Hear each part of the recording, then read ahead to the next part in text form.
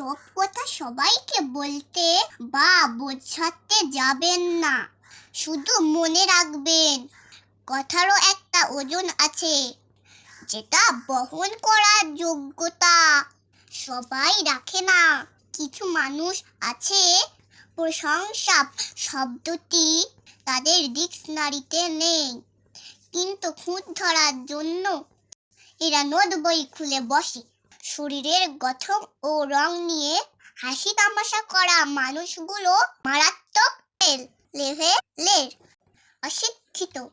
মুখের ওপর সত্য বলা মানুষটা অপ্রিয় হলেও সে মুখোশধারী মিথ্যাবাদীর থেকে উত্তম। আপনি কখনোই জোর করে গুরুত্ব, ভালোবাসা, প্রায়োরিটি কোনোটাই পাবেন না। এটা যত তাড়াতাড়ি বুঝবেন, ততই আপনার জন্য মঙ্গল।